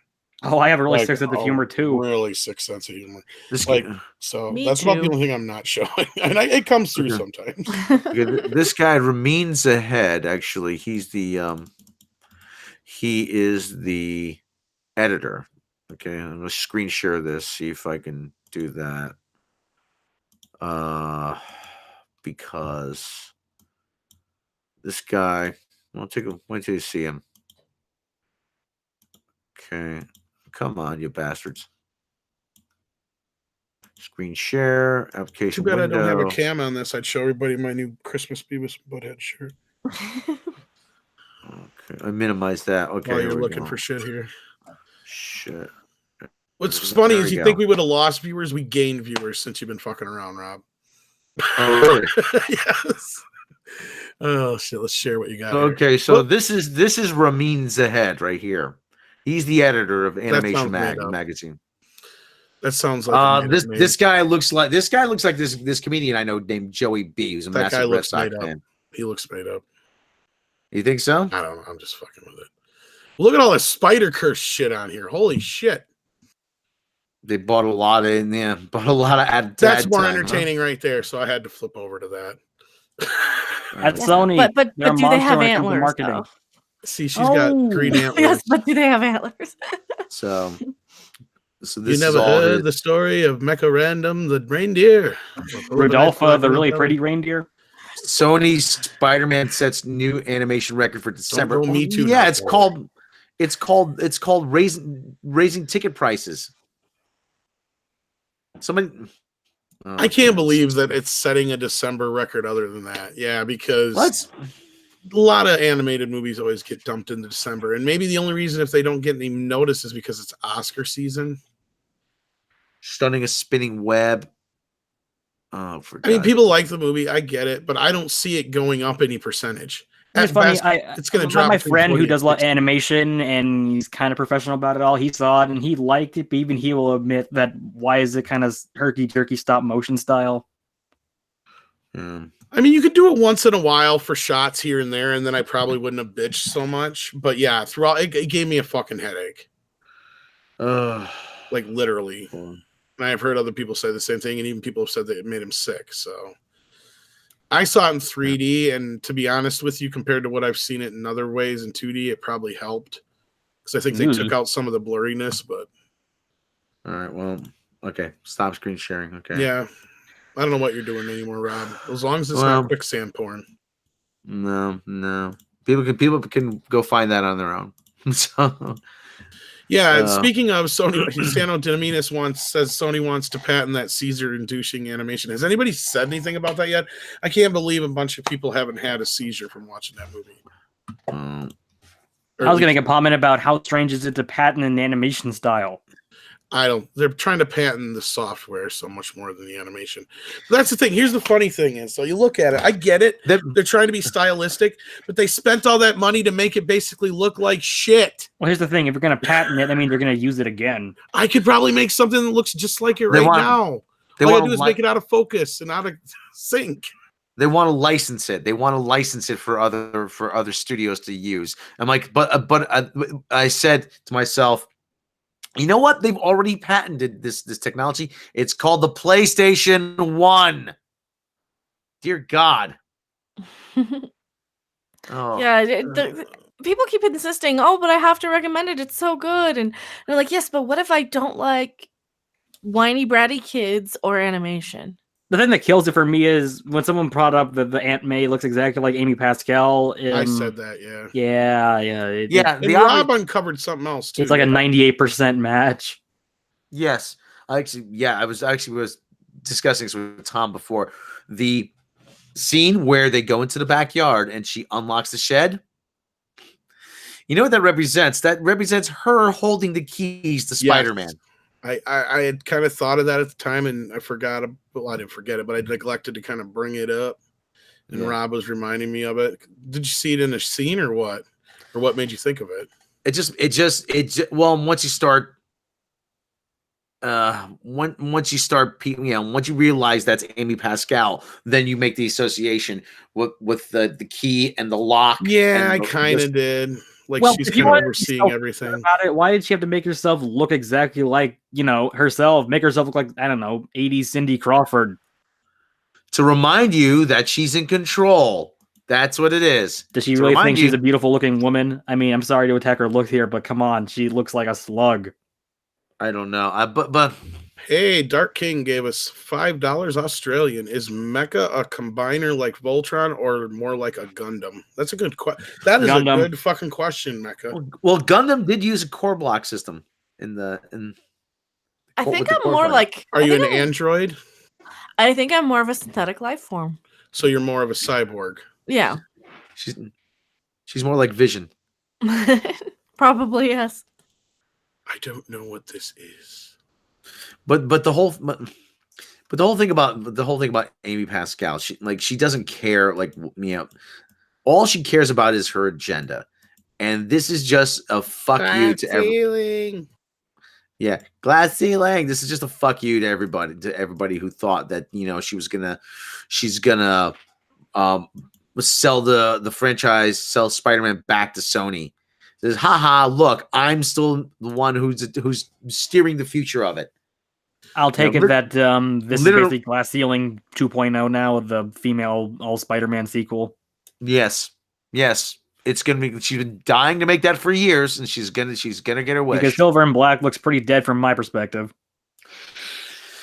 Yeah, I want to say it's dead, but these things have a bad habit of rising from the grave. But she's gonna come hell or high water. She's gonna get her Glass Ceiling movie. And she doesn't care. They announced that they're doing a female-driven Spider-Man. That's what I meant. That thing. It's the new Glass Ceiling. Yeah, Spider-Gwen and her amazing friends. It's funny. I actually heard someone say how one of the characters in there, Silk, is just a really, really bad character in general in the comics. Are they bringing back Firestorm? I don't know. I'd like to see Firestorm in some capacity. Yeah, me too. Firestar. I actually wouldn't mind Black Cat showing up in an actual Spider-Man movie. I like that character, but never like I got the stupid Titans on my mind still from Firestorm. Yeah, sorry, I meant Firestar. Thank you. Oh, Firestar. And Iceman. Gay Iceman. Seth MacFarlane first did that joke in Family Guy. No, I mean by the comics made an entire storyline about they did. Gay. No, but Seth MacFarlane did that joke. He corrected me, guys. Sorry, I like I said, I'm so used to talking about Firestorm. My bad. Yes, Firestar. I even had the figure as a kid, so sue me. Not to be confused with Val Kilmer's character from the Top Gun movies, which maybe he's gay now too. Ooh, don't ask, don't tell. Well, that was everything about Top Gun in general, anyway. Yeah. I wouldn't be surprised if Top Gun went that way. It's funny. Everyone always said that Top Gun's kind of like Nightmare 2, except Nightmare 2, there actually was something behind all that. Yeah. I think. Didn't Susan say something about that once? Not Top Gun. Nightmare 2, they really actually were going for a homoerotic subtext. I can comment on that. Ooh, nice. But I'm not going to because I got an interview coming up about it. Ooh. Homo. I will say this. Yes, there was more than enough people that were involved that knew what they were doing. It's not just weird things like your gym teacher saying, let's go to the shower, man. Well, it didn't exactly happen like that in the movie, but Robert Shea is in leather head to toe in a gay bar. Yeah. Oh my. Hello, Frisco. Oh, brother. We keep losing customers and gaining customers. So. Like Starbucks. Yeah, we are. There's one across the street, so we got to compete with them. It's like the Simpsons of the mall. It's like, better buy something quick, kid, because we're gonna be a Starbucks. Yeah. The what else? What else? Oh, before and I gotta bring this. We were talking about Spider-Man just recently. Actually, it's pretty. A lot of people notice if you have the PS4 version of Spider-Man, when you load it up, you will get an update. The update is they are giving you the Sam Raimi costume for free as a gift to everybody this holiday season. So that will update. Actually, I got to update mine very shortly. But that is kind of cool because you think if they were just being jerks, they'd be giving you like the Andrew Garfield one because they couldn't sell the fucker. That's actually not in game, is it? I have no idea. The Garfield is not in there. No. It's probably next though, as far as And there's a few people asking about it on Twitter, and I said, "Come on, guys, if you're gonna come on, think big, okay? At least ask for the Japanese Spider-Man costume, right?" And we don't mean the one in the Spider-Verse movie. We're talking about the old Japanese show. Spider-Man! Spider-Man! Yes, Spider-Man! I don't have that game. Do they have the old 1960s TV show version of the outfit? Yeah, yes. Oh, yeah. Cell shaded. It's cell shaded. It literally looks like a cartoon. What would be awesome is if they actually have the fucking theme when you're playing too. Spider-Man. The Italian costume? No, the Italian costume's not on there. There's an Italian Spider-Man costume? Why don't I know about this? I gotta look this up. Italian Spider-Man. Let me take a look. Oh, let's see something here. I wish James Cameron's movie had gotten far enough to get a Spider-Man suit. Take a look. Better not be a joke. This better not be porn. Have you ever read the treatment for Cameron's Spider-Man? Oh, for God's sake. I did. One where they play the web slinging a lot more mature, I guess you'll call it. To a point, but like there's like 3 or 4 scenes that are in that treatment that are like directly in Raimi's version. That's not surprising. Like, I think I've mentioned in something upcoming that there's a few scenes that were actually from the 5th Batman movie that actually showed up in Batman Begins. God, check that out, guys. Check the hell? Wow. That looks no budget at all. No, wait, isn't that more like the Spider though? The old. Oh, and more importantly, do they have Old Turkish comic? Spider-Man? That's the more interesting one, I bet. Yeah. Turkish Superman is awesome. Yeah, they don't have. I don't know if they have Spider-Man, but I do know they have Spider-Woman. I think it is because I seen a Turkish movie like musical with Superman and Spider-Woman in it. There has to be a Turkish Spider-Man. Come on. I would imagine there has to be. Check out. Yeah, see, Sano Dominus just said check out Turkish Spider-Man. Oh wait, what's this one? What's this one here? This better not be porn. What's this one here? Turkish Spider-Man looks like a gimp. Look at that guy. Yeah. Oh, this one. There you go. He's green.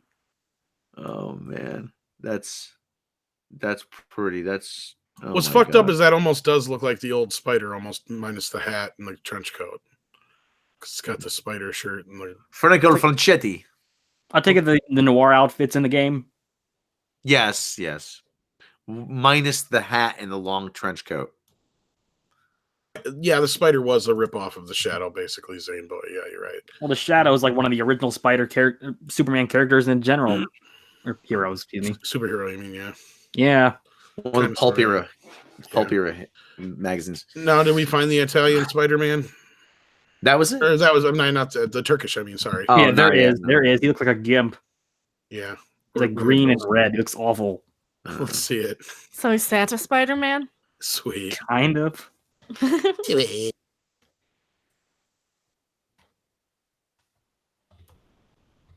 Well, that would explain how he can get down chimneys, I suppose. If he's got like the web powers. Just crawl down the chimney. Yeah, we just cracked the mystery of Christmas. It took them how many decades to figure out? And nope, it's just Spider-Man. Spider-Man's crossed with Santa Claus. What do you got for us, Rob? And then in the meantime, have any of us been to Turkey? I haven't. No. Holy hell! There you go. That actually looks kind of cool. I like that.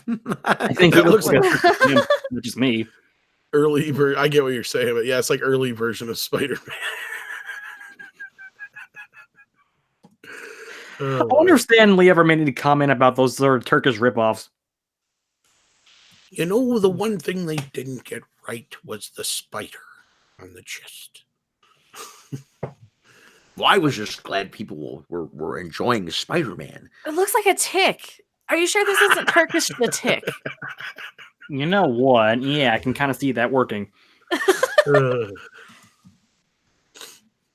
the tick is, well, ticks are arachnids as well, right? Yeah. And I was thinking of the Peter Serafinowicz character. You are correct, Random. Hey-o. See. Oh, Definitely. no. Oh, man. Is that Santo versus Captain America? Oh, man. Yes. Look at that. Oh, man. Look at that. Just, oh my God. Even more. See, okay, for everybody who complains about superhero movies being cheesy, you don't know what cheesy really is. Oh, I love Turkish movies. I wish we could get a hold of some more. See there. I see mostly like scenes and shit. I've seen hardly ever seen like full movies, but see there, right there, the badass Japanese Spider-Man. Hell yeah! Okay. Yeah, he looks really hell cool. yeah, hell yeah! I'd play the hell out of that one. He's got a motorcycle too, don't he? Motorcycle and a flying fortress. That's right. See, now he actually has a spider cave. Oh yeah, oh yeah. There you go, Spider Cave. Yeah. Now I'm talking. And he was a professional motocross rider, which made him even more badass. Oh shit! Scott Fretwell says, "Stop it! Just stop it." Okay, we could probably stop. I wonder. Do you think the original version of Spider-Man would have been a little bit better, or how different do you think it would have been if 9/11 hadn't happened? I don't think the movie itself changed that much. I don't know. I always thought that the trailer where he's caught between the World Trade Center was actually going to be Spider-Man's reveal. Because if you watch Spider-Man 1, he has no big hero moment where they introduce him. It's like a montage. That might have been in the movie. I can't remember if it was or not. Just one more. Just one more. Turkish Superman. Lambo. Oh no. The nose, but oh no. He looks like such a this I've known about for a few years, actually. Why does he look like Spider-Man has a porn sword version? Yeah, you're right. It does. It does look like a porn version. That's every Turkish movie. They all look like porn versions. I'm wondering if there's actually a city in Turkey called Batman, Batman. Yeah, they tried suing DC. Yeah. Like, no, sorry, guys. I'll take it that Turkey exists in some sort of nether world where copyright doesn't matter. There's that, and I don't think they allow any imported stuff. I think that's why they do all their own shit, if I'm not mistaken. Yeah. So it's basically, yeah. And somebody out there in the chat knows, please fill us in. Well, back then, it was who was going to find out, really? Yeah, these weren't really well known. The internet wasn't invented yet. Well, no, but like I said, I think it's more so of a cultural thing to where, like I said, somebody please correct me if I'm wrong, but I think it's more so they just didn't allow American movies in. And was there a Bollywood version of Superman? Oh yeah, I think probably. And like 5 dance numbers, I'm sure. Or no, wait, that's what I was thinking of. I get it. Superman and Spider Woman. That was a Bollywood movie. Oh my God! Holy crap!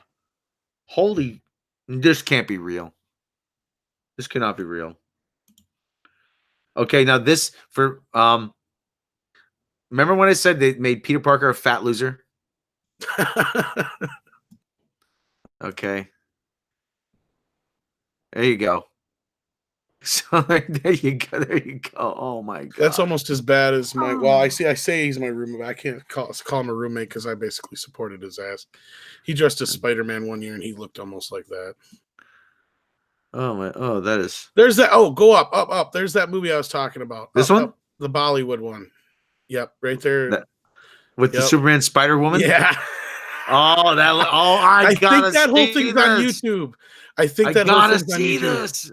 I'm pretty sure it is. If not, at least scenes are of it. We should do like a watch party of something like this. Oh, yeah. We really should. That would be great. Well, I'm trying to force Mecca to have some watch parties. But that looks actually pretty cool. It doesn't look horrible. I don't know why. It's fucking horrible, but it's awesome. When we lost Tyler, he must be having some issues there. But this look, yeah. Earlier, so. And obviously there's a dance. I think there's a dance number. Oh, there's a ton of them. I think it's a musical, dude. It's a Bollywood movie. Well, yeah, if it's Bollywood, they're gonna have them. I think the whole thing's on YouTube. Oh, there's Tyler. Oh my God, this is. Look at this. Awesome. I'm sure I can find it for you. Oh, I've watched it before. Bollywood Spider-Man and Superman. That's awesome. That is that is so cool. And yeah, Santa Dominos says, yes, Turkey has no international law in these matters. Turkey rips off everything. Well, they have a Nightmare on Elm Street too. I know that, and a few other things. Is that, oh no, not Fox actually.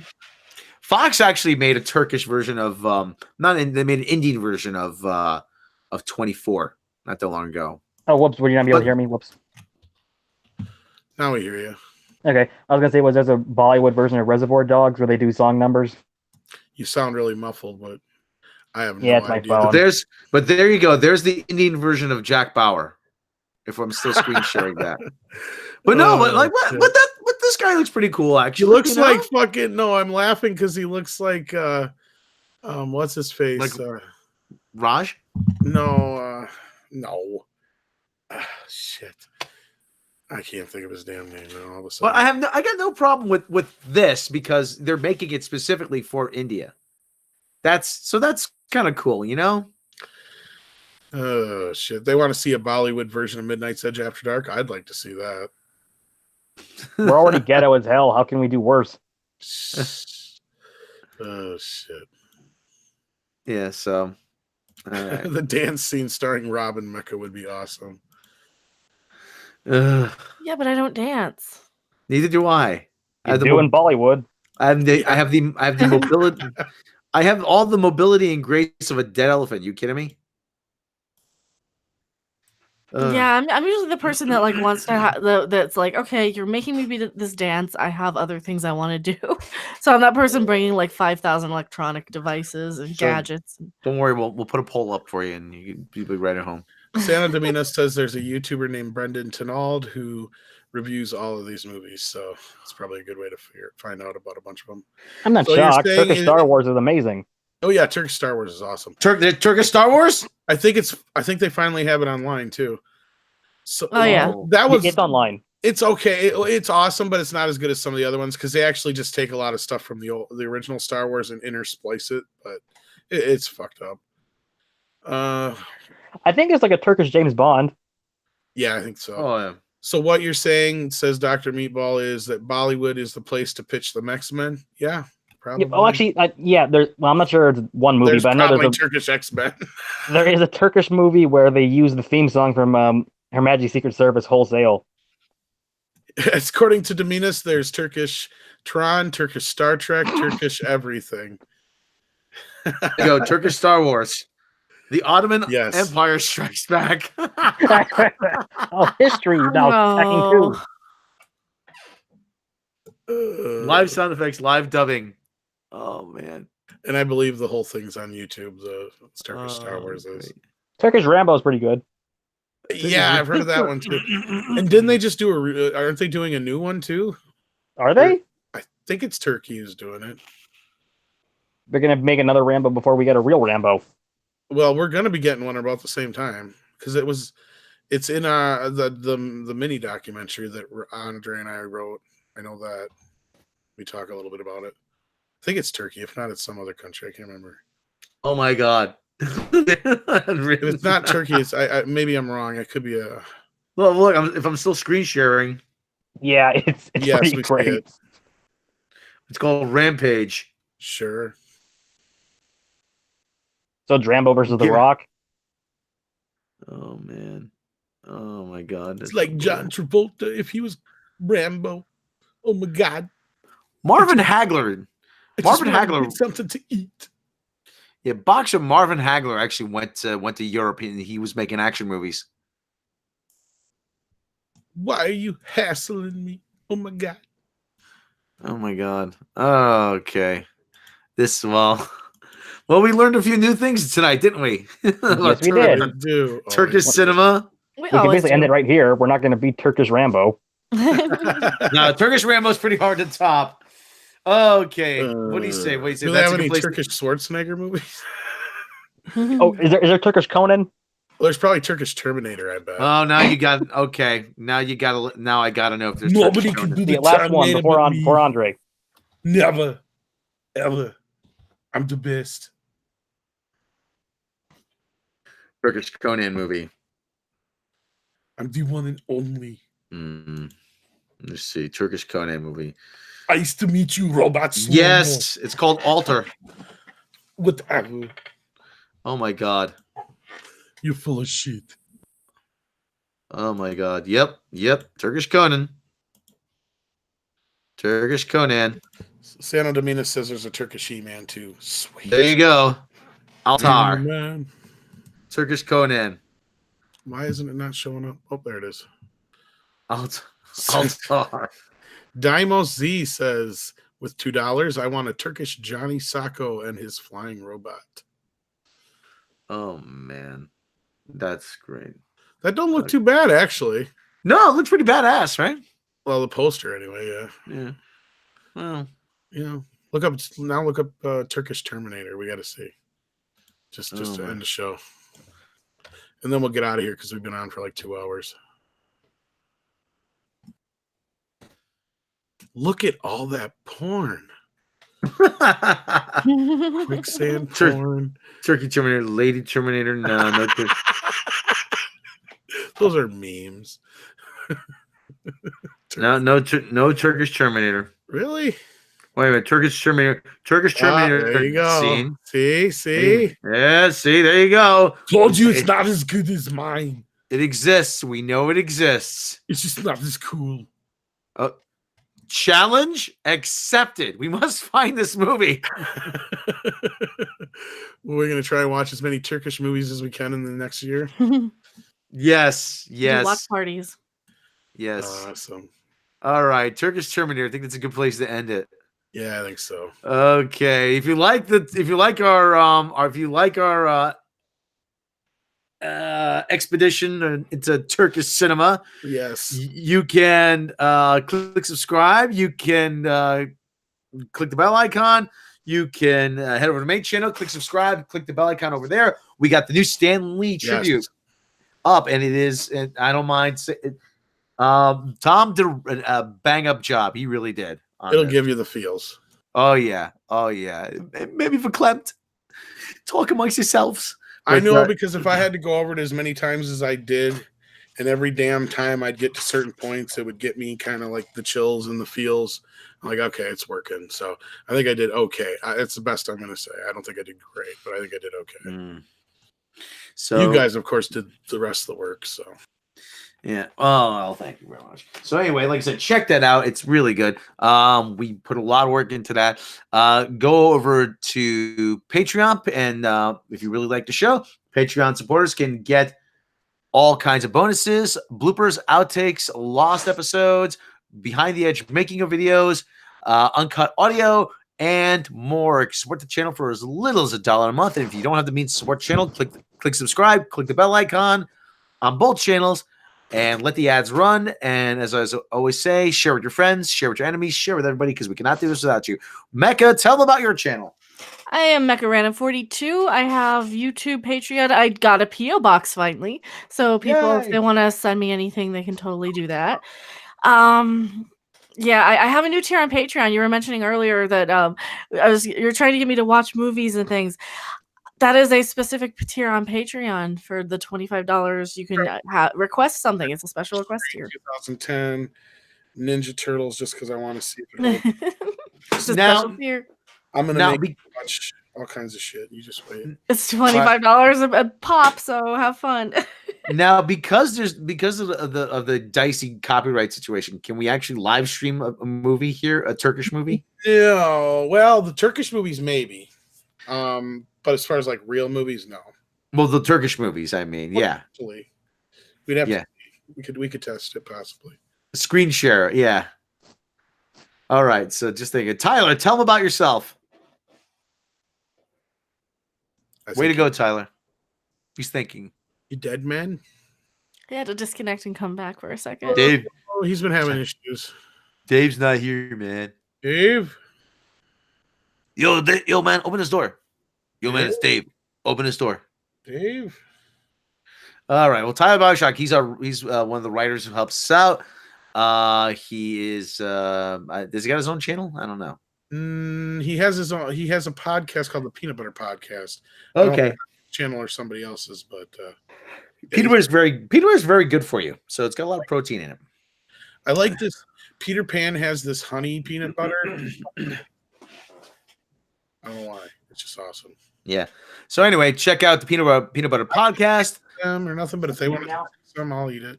There you go. Yeah. Yeah. The gremlins are trying to kill me. They have all my stuff. Help! I told you not to feed them after midnight.